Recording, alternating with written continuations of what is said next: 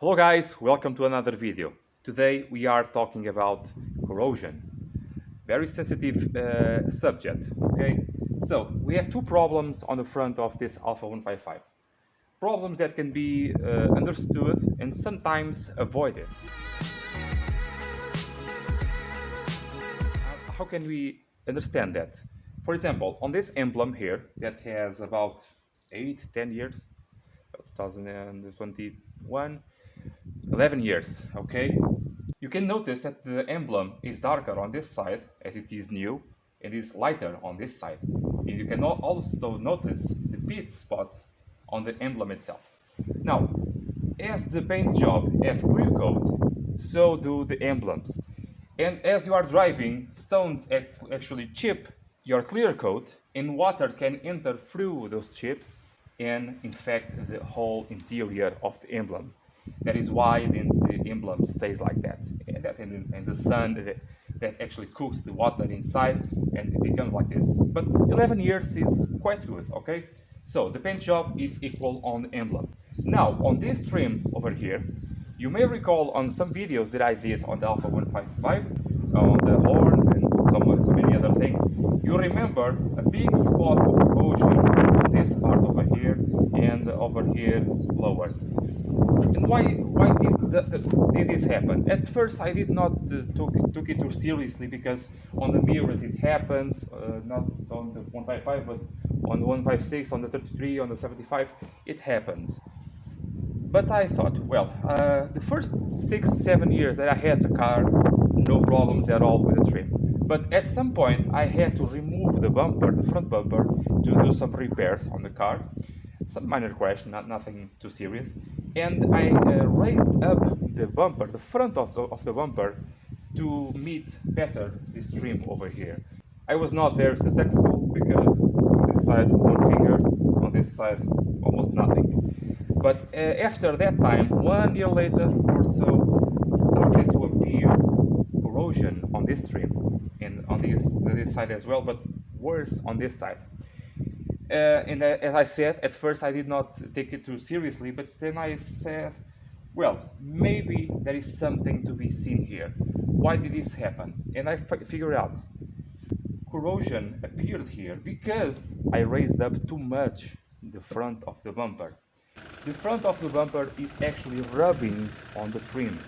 And as you have rubbing on paint, you wear out the paint and now water can enter through the paint, behind the paint, and start to corrode the metal inside. In this case, aluminum alloy. It can be steel, it can be any other thing, but we have this problem. Now the parts are painted and we have to fix this. We have to lower the front of the bumper so that I don't repeat the same problem, okay? So we are going to just take out the front grill, lower the front of the bumper. I think it's possible from factory to do the tuning on the, now I believe, I am sure you can do it on the sides of the bumper. On the front, I don't recall very well, but I modify it somewhat to be able to raise it or lower it a bit. So I will lower it a bit just to stop having this rubbing on the trims in here.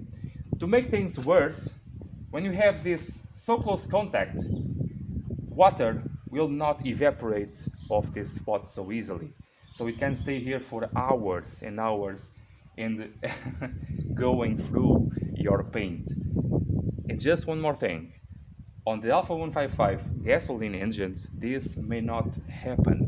The turbo diesel one, that is this one, vibrates the front bumper a lot.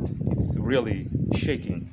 It's just the way it is because it's a diesel engine, okay? So it vibrates so much, sorry about the wind, it vibrates so much that, sorry about the fly, vibrates so much that actually moves the trim up and down. It's always shaking, so it aggravates the problem. Okay, so let's take out this and tune my bumper.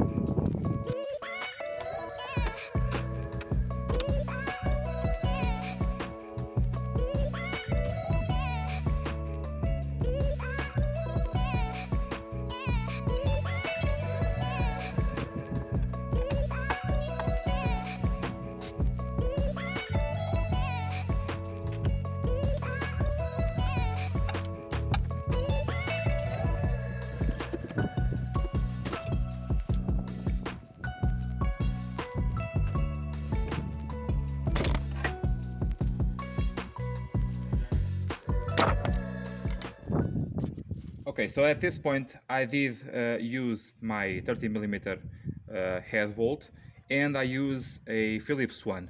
As I have a slotted channel way for my tuning, this is just for security, so the bumper does not sink in.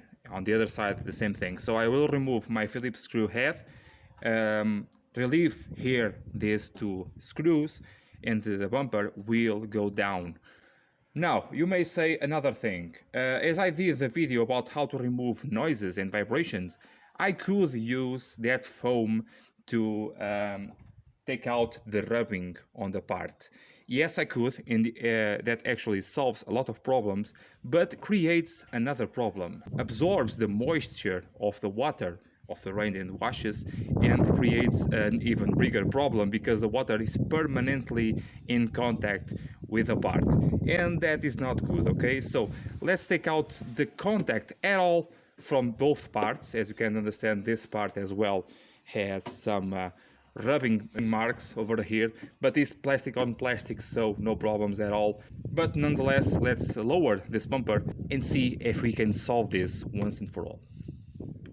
Okay, so let's remove here this side. One thing, get comfortable because you are doing this on your knees. So get a mat or a piece of cardboard, something that keeps you comfortable, because you want to do this as a hobby, not as a chore. Not a chore. Okay, a duty. So let's remove here. Keep looking at this. For example, find a spot that you can see where when it is going down. I want to remove this so to see it's already gone down quite a bit. Can you see the movement? But I want to show you here on the back side what I did. I elongated the hole so I have room to play. So it was on the higher side. I can actually see again where it was. So I will take out, not on the bottom side, I will leave it at 3 or 4 millimeters up. I think it will be enough to do so. If you are in doubt, use the higher limit. Even though you get a big gap, you are playing it safe, and then you can readjust every time you want. So as you can see over there, but it actually moves the whole bumper. That was why I wanted to lift it up, but no good. So now use my, this is not original by the way, but I think is crucial to do a better. Maybe I have to cut out a bit of that plastic over there so the screw passes through better, so I can do my tuning better.